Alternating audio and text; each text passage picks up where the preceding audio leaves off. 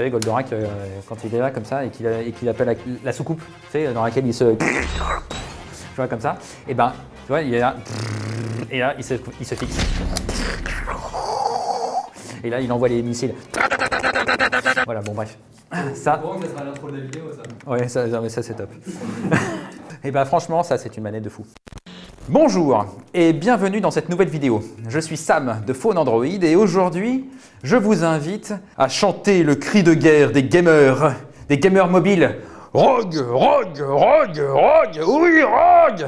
Parce que aujourd'hui, nous avons le ROG Phone 5. Aujourd'hui, je vous propose le test méga complet du successeur du téléphone le plus puissant de 2020, qui était le ROG Phone 3. Nous avons ici le ROG Phone 5, qui s'appelle ROG Phone 5 parce que les Chinois sont superstitieux, ils n'aiment pas le chiffre 4. Donc, conclusion, nous avons un 5.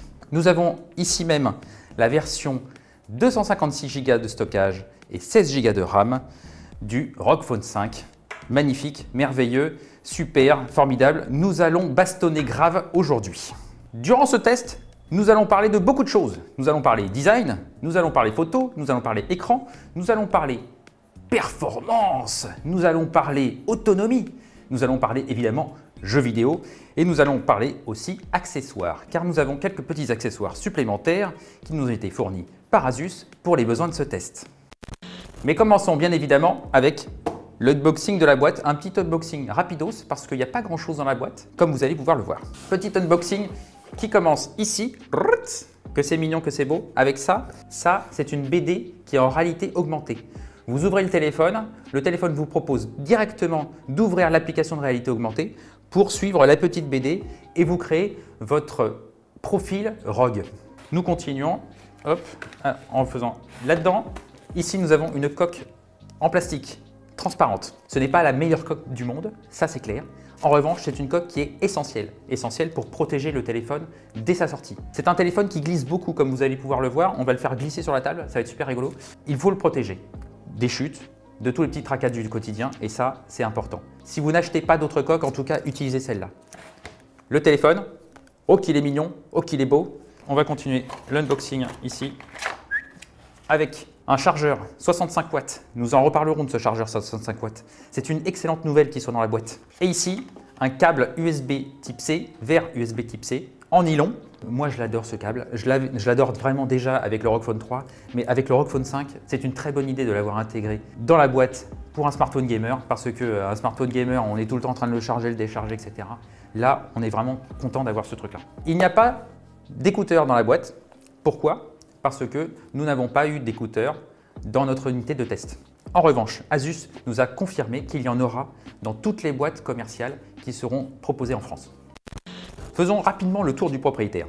Nous avons un smartphone qui est de grande taille quand même, qui est assez lourd, 238 grammes, un petit peu moins lourd que le ROG Phone 3 qui était à 240. Par rapport au ROG Phone 3, le ROG Phone 5 est un peu plus grand, il est un peu plus étroit et il est un peu moins épais. Il y a deux versions du ROG Phone 5.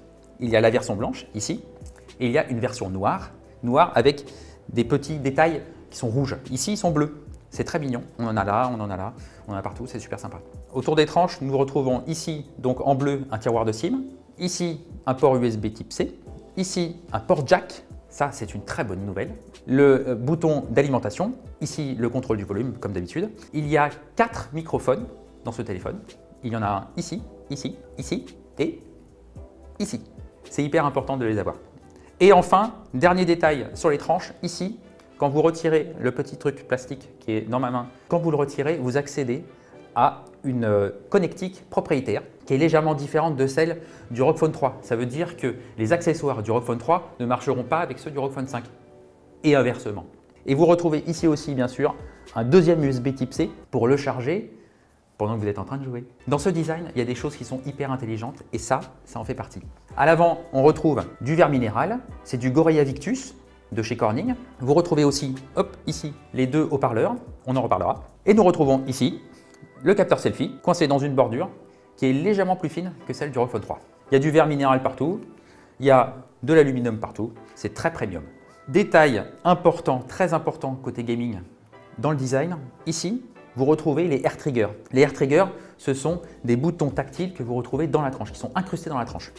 Ça veut dire que vous touchez ici, ça active vraiment le bouton. Les air triggers étaient auparavant situés un tout petit peu plus au centre de la tranche. Maintenant, ils sont situés plus près des coins.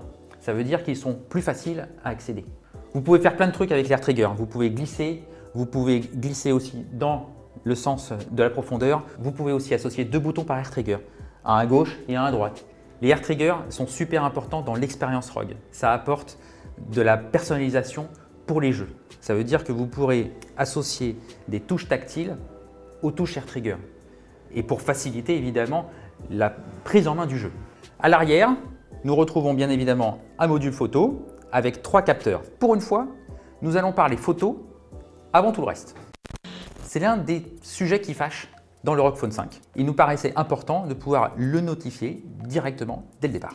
Dans le ROG Phone 5, vous retrouvez exactement la même chose que dans le ROG Phone 3. Ici, vous retrouvez un capteur 64 mégapixels de chez Sony. Il est associé à un objectif ouvrant à f1.8 et à un autofocus à détection de phase. Ici, vous avez un capteur 13 mégapixels associé à un objectif grand angle, 125 degrés d'angle de vue. Et ici, vous retrouvez un capteur macro 5 mégapixels. C'est un capteur qui pour moi est assez accessoire. Autant le dire tout de suite, vous ne l'utiliserez pas tous les jours. Il n'y a pas de stabilisateur optique. Il n'y a pas de zoom optique. Il n'y a pas non plus d'autofocus pour le capteur grand angle. Il y a beaucoup de choses qui manquent en fait dans ce ROG Phone 5 au niveau photo. Et c'est clair, la photo, c'est le parent pauvre du ROG Phone 5. Il y a quand même des choses qui nous paraissent essentielles quand il s'agit d'un téléphone vendu à 799, 899, 999, 1199, 1299. Ce sont tous les prix de tous les ROG Phone 5 qui existent aujourd'hui. Il y a des choses qui nous paraissent essentielles dans un téléphone vendu à 799 € et plus. Lui, par exemple, il en vaut 999. Ce qui nous paraît essentiel, c'est d'avoir une qualité photo au moins aussi intéressante que celle des autres téléphones vendus à ce prix-là. Avec ce qu'on a dans le téléphone, est-ce qu'on arrive à faire des belles photos? La réponse est oui. De belles photos de jour, mais aussi des belles photos de nuit. Parce qu'il y a un mode nuit, parce que le 64 mégapixels qui fonctionne en quad Bayer, et bien ça apporte aussi de la qualité. Donc ça, c'est bien. En revanche, avec le reste, on a des résultats beaucoup plus mitigés, par exemple, avec le capteur grand angle. Le capteur grand angle assombrit considérablement les photos, donc ça veut dire que vous aurez besoin de plus de temps de pause. Avec le mode nuit, vous arrivez à quelque chose de plutôt décent, on va dire. Vous avez un petit peu de couleur, vous avez un petit peu de lumière, vous avez quelques détails, c'est vrai. Mais vous n'avez pas quelque chose qui se rapproche de ce que peut proposer un Sony, un Samsung, un Huawei par exemple. Le mode nuit est super intéressant. Le mode portrait est aussi très intéressant avec des effets bokeh plutôt bien faits, avec le sujet qui est bien détouré par rapport à l'arrière-plan. Et puis, il y a le capteur selfie 24 mégapixels qui lui offre aussi de beaux résultats, aussi bien dans le mode portrait, parce qu'il est compatible mode portrait, que si vous faites un selfie classique comme ça, tout bête, et ben, il sera plutôt pas mal. Au final, l'expérience photo du ROG Phone 5, elle est correcte, mais sans plus. Retournons le smartphone et occupons-nous un petit peu de l'avant. À l'avant, nous retrouvons donc une grande dalle qui, aujourd'hui, mesure 6,78 pouces. C'est une dalle qui est donc un tout petit peu plus grande que celle du ROG Phone 3. C'est une dalle qui est Full HD+, avec une résolution de 395 pixels par pouce. C'est une dalle qui est AMOLED, elle est HDR10+, elle est DCI-P3, elle a un taux de rafraîchissement de 144 Hz, elle a une latence de 24,3 millisecondes, ce qui est vraiment excellent, un taux de rafraîchissement de la couche tactile à 300 Hz. C'est un petit peu moins bien que chez Xiaomi pour le Mi 11 par exemple, qui atteint plutôt les 400 Hz, mais ça suffit largement. Ce n'est pas une question que de surface tactile, la latence. C'est aussi une question de plateforme, de réactivité. Vous arrivez à 24 millisecondes, le record de la latence aujourd'hui en téléphonie. Pourquoi? Parce que non seulement l'écran est réactif, mais la plateforme est réactive, l'interface est réactive, et il y a toutes les optimisations dans les jeux qui accélèrent encore le mouvement. Donc vous avez quelque chose d'extrêmement réactif, de très fluide. Au niveau de la qualité des couleurs affichées à l'écran, vous aurez du bon et un peu du moins bon. Si vous utilisez le mode cinéma ou naturel, vous aurez des couleurs qui sont très bien reconstituées. Vous aurez des températures de couleurs quasiment idéales et vous aurez un delta E qui est inférieur à 3, qui est même quasiment à 2. Si vous utilisez le mode défaut qui est par défaut ou le mode naturel, vous aurez des couleurs qui sont un peu plus grillées. La température des couleurs va augmenter et vous aurez plus de bleu, plus de vert, moins de rouge, moins de marron. Et le delta E, bien entendu, va monter un peu plus, plutôt autour des 4. La luminosité manuelle maximale de l'écran atteint les 564 candela par mètre carré, ce qui est plutôt pas mal. Asus promet 800 candela par mètre carré, mais ça, c'est uniquement valable avec le mode automatique si vous êtes en pleine lumière sous le soleil.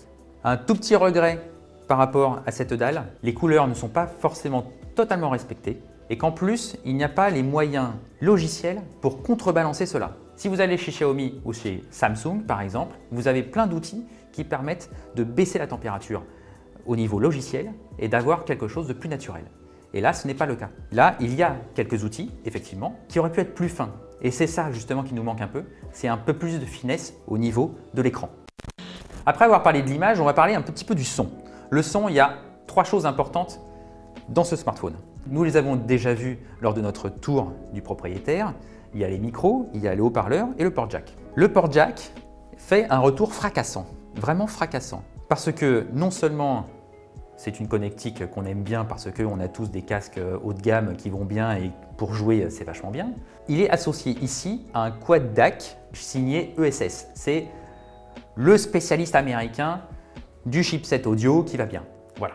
Avec ça, il y a un amplificateur hi-fi et le résultat est vraiment canon. Vraiment, vraiment canon. Avec un bon casque ou avec des écouteurs haut de gamme, vous avez vraiment un super son. Le deuxième truc qui va bien, c'est les deux haut-parleurs qui sont ici. Ils sont toujours optimisés avec Dirac comme l'année dernière. On avait testé les haut-parleurs avec Dirac et là, on avait un son qui était quand même vachement bien. Franchement, c'était cool. Et là, cette année, j'ai lancé le téléphone et le truc a commencé à m'envoyer un son. Je suis parti en arrière, comme ça. Vous savez, comme le vent, hein, quand on est dans une Ferrari hein, avec toit ouvrant et on a tout ouvert, on est vraiment dans le cabriolet de la mort. On est là comme ça, on est là, ouais, on a du vent dans les cheveux. Et bien là, c'était pareil. Pourquoi? Parce que en fait, les deux haut-parleurs, ils ont été agrandis et en plus, avec Dirac, ils ont continué à améliorer les algorithmes du son. Quand vous tenez le téléphone comme ça, vous avez donc un son qui part ici, un son qui part là, et vous avez normalement des interférences entre les deux. Avec Dirac, ils ont inventé quelque chose qui permet en fait d'annuler le son parasite. C'est-à-dire que le haut-parleur gauche joue un peu de ce qu'il y a à droite pour contrebalancer, pour annuler le son parasite. Et vous avez vraiment l'impression d'avoir quelque chose de stéréo, même avec des haut-parleurs. Ça, c'est vraiment l'immersion audio qu'on attendait et qui est vraiment ici. La quatrième chose, ce sont les micros. Donc les micros, on les a vus, ils sont tout partout. Moi, je trouve que c'est vachement bien d'avoir 4 micros et pas 2 ou 1 ou que sais-je. D'abord parce qu'il faut bien qu'il y ait des micros pour capturer le son. Prenons l'exemple que vous êtes gamer quand vous avez ce genre de téléphone. Vous tenez votre téléphone comme ça et qu'est-ce qui se passe? Ici, vous avez un micro qui est obstrué. Ici, vous avez un micro qui est obstrué. Si vous recevez un appel ou si vous êtes en train de streamer votre partie en ligne, bah, on ne vous entend pas.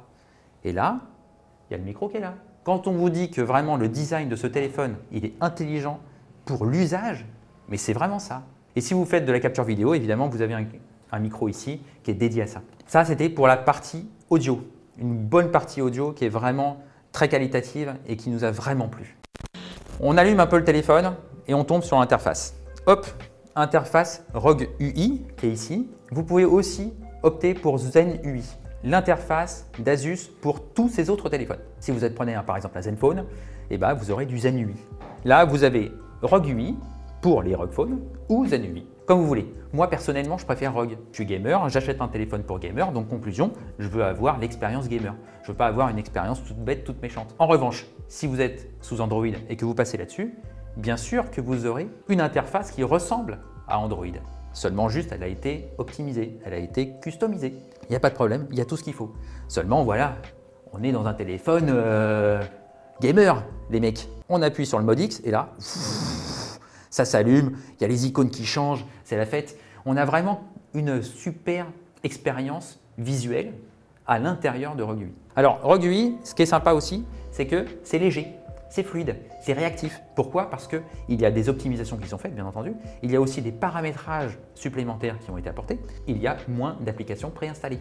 Et ça, c'est bien. Côté applications préinstallées, on retrouve, par exemple, ici Facebook Messenger, ici Netflix, ici nous avons aussi Facebook. On n'a rien d'autre. Après, il y a bien sûr les applications Google, il y a les applications d'Asus. Il n'y a rien d'autre qui vient alourdir l'interface et ça, c'est vachement bien. On reviendra sur cette interface en fin de ce test pour aller voir cette icône-là. C'est peut-être l'icône la plus importante de ce téléphone. Il y a des thèmes animés, il y en avait déjà avec le ROG Phone 3, il y en a aussi ici dans le ROG Phone 5, ce ne sont pas les mêmes. Si vous achetez une SCOC spéciale, le ROG Phone la reconnaît et vous propose un thème spécifique, exclusif. Ça fait partie de l'expérience. Pourquoi il y a cette impression de fluidité? Bon, bien sûr, il y a les optimisations logicielles, mais il y a surtout aussi la plateforme qui tue. À ce moment-là, on va parler, bien sûr, performance pure et dure, le gros du sujet. Nous retrouvons le Snapdragon 888 de Qualcomm, bien évidemment. Dans cette version, nous avons 16 Go de RAM, 512 Go de stockage, un écran Full HD+, avec un taux de rafraîchissement à 144 Hz. C'est important parce que ce sont des données qui vont influer sur les scores de benchmark que vous allez pouvoir avoir. Et si vous voulez avoir encore un peu plus, sachez que le ROG Phone 5 Pro, qui a 2 fois plus de stockage, et il y a le ROG Phone 5 Ultimate, qui a 18 Go de RAM. C'est le premier téléphone avec 18 Go de RAM. Il y a plus de RAM dans mon téléphone que dans mon ordi. Et ça, c'est un peu dingos. Avant de commencer sur les performances, sachez que le ROG Phone 5 a 3 modes de performance. Nous avons le mode dynamique, qui est le mode pour tous les jours à peu près, qui adapte un petit peu les performances du téléphone en fonction de l'usage. Le taux de rafraîchissement par exemple, en mode dynamique, il peut le baisser jusqu'à 60 Hz, 60, 120 Hz, etc. Il peut repasser à 144 quand il y a besoin, quand vous lancez Dead Cells par exemple, qui est ici. Il y a le mode X, qu'on avait déjà dans le ROG Phone 3, et il y a maintenant le mode X+, qui augmente encore plus la fréquence du processeur, qui rehausse encore les limites de la chauffe du téléphone. Quand le téléphone il chauffe, ça veut dire que les performances elles vont baisser. Et là, les limites au-dessus desquelles les performances vont baisser, elles sont un petit peu plus au-dessus. Mais c'est un mode qui nécessite un accessoire. Un accessoire que moi j'aime beaucoup, qui est ici, qui est l'Aero Active Cooler 5. C'est un accessoire qui est indispensable, qui n'est pas indispensable, qui est même nécessaire pour activer le mode X+. Voilà. Donc on reviendra sur cet accessoire plus tard. Bien sûr, les performances du ROG Phone 5 ne s'expriment vraiment qu'avec le mode X+. On ne va pas non plus s'amuser à mettre en mode ultra économie d'énergie pour faire les benchmarks. Non, c'est pas la peine. On poste direct sur le mode X+. Le mode qui obtient des scores de ouf, des scores de malade. Avec ce téléphone, on a obtenu 720 000 points sur AnTuTu. Aujourd'hui, si vous allez voir sur nos tests des Mi 11, des Galaxy S21 Ultra, des iPhone 12 Pro Max, vous obtenez des scores qui sont plutôt autour des 650 000 points. Là, on est à 720 000 points. On n'est pas dans la même cour, hein. On n'est pas dans la même catégorie de box, hein. Là, c'est de l'ultra lourd. On est dans un autre monde, tout simplement. C'est aberrant, c'est complètement dément. 720 000 points sur AnTuTu et 5700 points sur Wildlife 3D Mark. Donc ça veut dire qu'il n'y a pas d'équivalent aujourd'hui. Aujourd'hui, ce téléphone est le téléphone le plus puissant du marché à date. C'est un téléphone avec lequel on va pouvoir jouer à tout. Genshin Impact, le jeu par excellence qui est utilisé aujourd'hui pour benchmarker les téléphones, ne fait pas chauffer le téléphone. À 30 images par seconde, dans des graphismes moyens, il reste aux environs de, allez, 30 degrés. Si on commence à le monter à 60 images par seconde et avec la qualité graphique la plus haute, la plus élevée, là on commence à chauffer. On reste très réactif. Ce n'est pas tous les téléphones qui peuvent le faire. Alors évidemment, il faut que vous y mettiez le ventilateur derrière, parce que ça chauffe un peu. On passe au-dessus des 43-45 degrés. On n'atteint pas les 51 degrés du Mi 11. Mais on obtient quelque chose qui tourne autour des 45, 46, 47 degrés. Allez, je vous le fais à 47. Allez, mazette. Mais sinon, franchement, il n'y a rien qui peut le faire chauffer à part ça. On a vu beaucoup de smartphones haut de gamme trébucher sur les émulateurs haut de gamme qui sont Citra et Dolphin. Lui, voilà, il les a vus, il les a fait tourner, tranquille.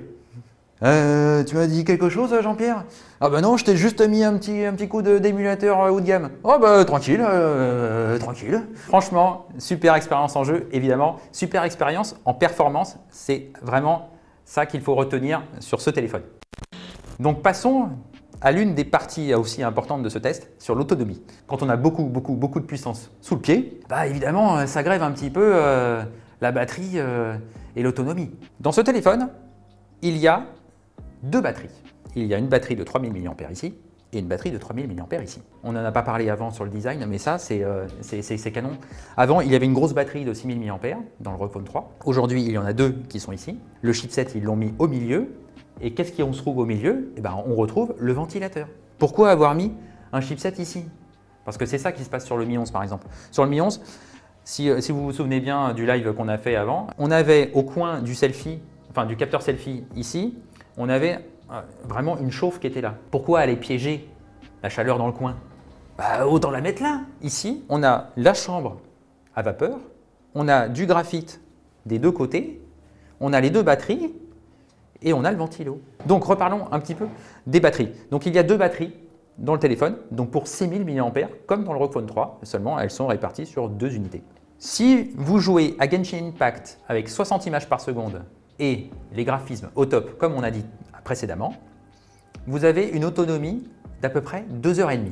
C'est un score qui est plutôt très bien. Si vous jouez à Genshin Impact, toujours, 30 images par seconde, qualité des graphismes moyenne. Là, vous avez une autonomie d'à peu près 4 heures.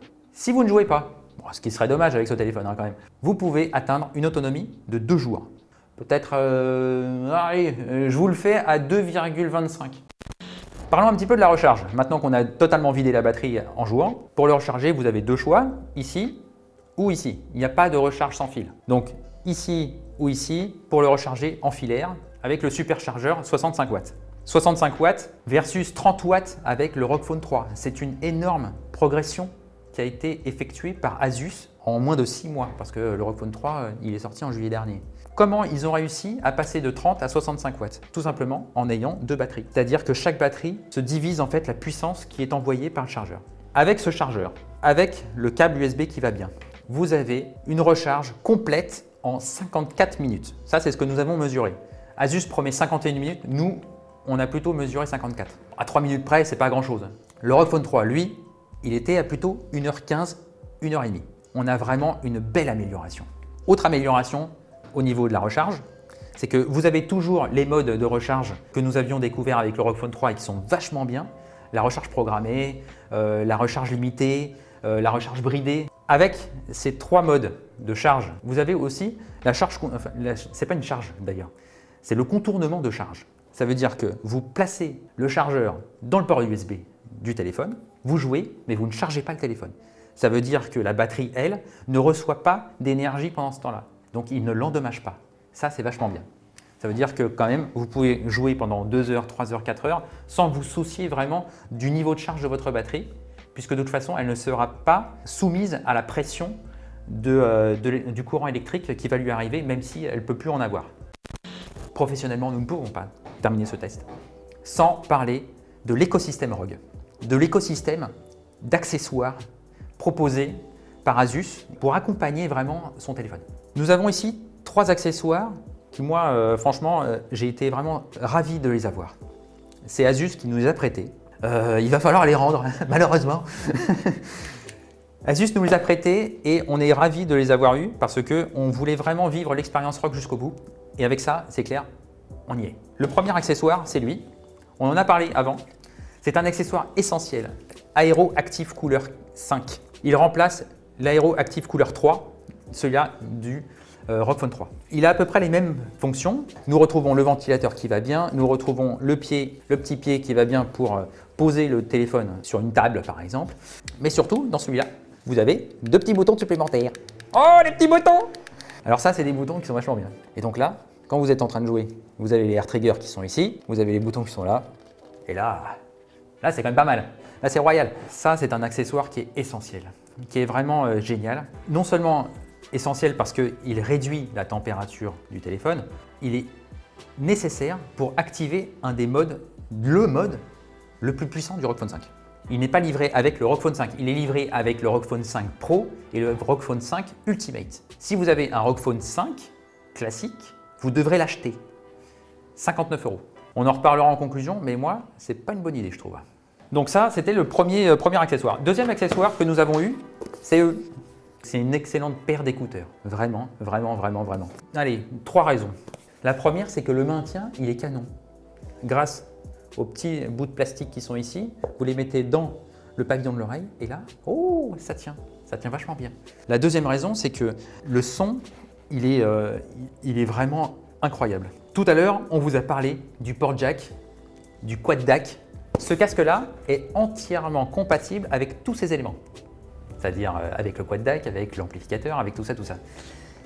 Ça, c'est un casque qui vous offre une expérience audio en jeu, et franchement, on en a essayé des jeux, qui est incroyable, qui est vraiment super.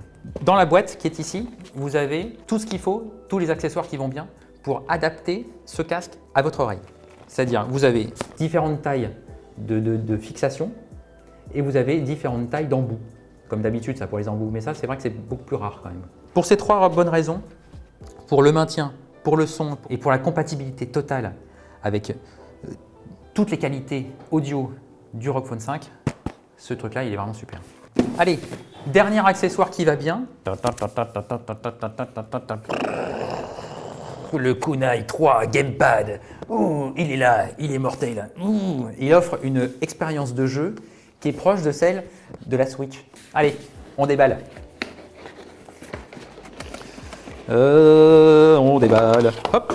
Alors, vous vous retrouvez donc avec une grande boîte et une petite boîte. Dans la grande boîte, je vais tout sortir, comme ça sera fait. Vous avez donc cette boîte de transport dans laquelle se cache la manette et ici, des renforts supplémentaires pour avoir une prise en main vraiment gaming pure. Et là-dedans, il y a une coque, un accessoire pour fixer la manette de chaque côté du téléphone. On vous montre tout ça en quelques secondes. Donc voici la manette, qu'elle est belle, qu'elle est jolie. Ici, ça c'est une batterie qui alimente les deux côtés. Et qui a dit oui ici? Non mais franchement les mecs, ils ont rien inventé. Hein. Mais franchement c'est canon. Le Kunai, donc vous avez la manette, vous avez les renforts, et là, tac. C'est comme Goldorak. Vous savez Goldorak, quand il est là comme ça et qu'il appelle la soucoupe, tu sais, dans laquelle il se... Tu vois comme ça, et ben tu vois il est là, et là il se fixe. Et là il envoie les missiles. Voilà, bon bref. Ça sera l'intro de la vidéo, ça. Ouais, ça c'est top. Et ben franchement, ça c'est une manette de fou. On a vraiment une impression de gaming comme si on était sur une console. On tend vraiment vers une expérience gaming console domestique et ça y participe vraiment. Si vous ne voulez pas jouer dans votre salon et que vous voulez jouer dans les transports avec le ROG Phone 5 entre les mains, pas de problème. On enlève tout ça. On enlève tout ça. On a donc les deux machins. On sort le dernier accessoire qui va bien, qui est ici. Hop, et voilà. Et donc là, le ROG Phone, il est dans sa coque. Tac, et voilà. Tic. Nous avons une Switch. Ah, ça, c'est franchement canon. Et là, là, vous avez la totale. Là, c'est clair. Là, on est bien. Là. On a les performances, on a la ventilation, on a la prise en main, on a tout, quoi. Clairement, que peut-on demander de plus? Des 3 accessoires, c'est clairement le ventilo que je préfère. Je vous l'ai promis, nous allons parler un tout petit peu de cette icône-là, qui est une icône hyper importante, qui vous permet d'accéder à l'univers de la personnalisation du gaming sur le ROG Phone 5. Ni plus ni moins. Vous avez vos jeux et ici, vous avez une console qui vous permet de régler les performances du téléphone. Dans chaque jeu, vous pouvez personnaliser le comportement du téléphone. Là, nous avons Genshin Impact par exemple. Si on rentre dedans, nous pouvons gérer les performances, la gestion du réseau, si vous voulez avoir plutôt du Wi-Fi, plutôt de la 4G ou les deux en même temps. Là, vous accédez au réglage du toucher, de la sensibilité du toucher, sur l'affichage, comment il faut qu'il soit, c'est la qualité graphique des jeux. Ici, vous pouvez mapper tous les boutons des accessoires ou du téléphone dans le jeu. Ici, vous pouvez faire des macros, ça veut dire faire que par exemple, il y ait 2 actions, et ben, vous pouvez créer un bouton qui vous permet de faire les 2 actions en un seul toucher, ça c'est vachement bien. C'est encore une fois la force du ROG Phone 5 versus tous les autres smartphones gaming du marché. que ce soit Black Shark, que ce soit Nubia, que ce soit n'importe qui. Et ça, c'est vraiment le point culminant de l'expérience gaming sur le ROG Phone 5. Nous avons été carrément séduits par plein de choses dans ce ROG Phone 5. Il y a beaucoup d'éléments qui sont vraiment impressionnants. J'ai rarement eu une expérience comme ça. J'avais eu cette expérience avec le ROG Phone 3, je la retrouve avec le ROG Phone 5, je suis ravi, vraiment ravi de la retrouver. Il y a ce grand écran très fluide, très réactif. Nous avons une latence incroyable. Nous avons aussi une autonomie qui est améliorée. Nous avons une recharge qui est améliorée. Nous avons une expérience audio qui a explosé vraiment, autant sur le port jack que sur les haut-parleurs. Le design avec cette architecture, avec les deux batteries et le placement du chipset au centre pour profiter de la ventilation aéroactive couleur 5. Tout est vraiment fait pour que ce soit une expérience de gaming à 100%. Aujourd'hui, c'est vraiment le smartphone gaming par excellence. Il n'est pas parfait. D'abord, l'écran, où certaines couleurs elles sont un petit peu mal reproduites, on va dire. Et il n'y a pas non plus la profondeur de customisation de la colorimétrie de l'écran. On espère qu'un jour, elle arrivera à ça. Il n'y a pas non plus une belle expérience en termes de photos, on ne peut pas dire ça. Même si c'est un smartphone pour le gaming, j'attends un peu plus. Mettez la stabilisation optique dans le prochain. Ce n'est pas possible de proposer un téléphone à 1 299 € sans stabilisation optique. Ce n'est pas possible. Et puis, la dernière chose, c'est lui. Lui, moi, ça me casse les pieds. Je ne puisse pas avoir l'expérience attendue avec mon ROG Phone 5 parce que je n'ai pas ça dans la boîte. Moi, perso, je trouve que c'est une erreur. S'il vous plaît, mettez-le. C'est un cri du cœur. Mais en tout cas, l'expérience offerte par celui-là, elle est déjà canon. Si vous êtes joueur, elle est canon. Moi, j'adore ce téléphone. Je ne peux que vous le conseiller. Donc voilà qui achève notre long test du ROG Phone 5. J'espère que ce test vous a plu. Si vous avez des questions, n'hésitez pas à les poser en commentaire. C'est un téléphone qui est hyper complet. On n'a pas tout pu voir. Il y a beaucoup d'autres détails dans notre test sur le portail phoneandroid.com. Vous trouverez bien sûr le lien en description. Si vous avez aimé cette vidéo, n'hésitez pas à me mettre un petit pouce bleu. Moi, j'adore ça. Ça me motive vraiment à en faire beaucoup plus. N'hésitez pas non plus à vous abonner à notre chaîne, à activer les notifications pour ne rater aucun autre rendez-vous. Nous nous retrouverons très bientôt sur la chaîne Phone Android parce que j'ai un test en cours et que ça va arriver très vite. D'ici là, portez-vous bien. Ciao et gamez bien.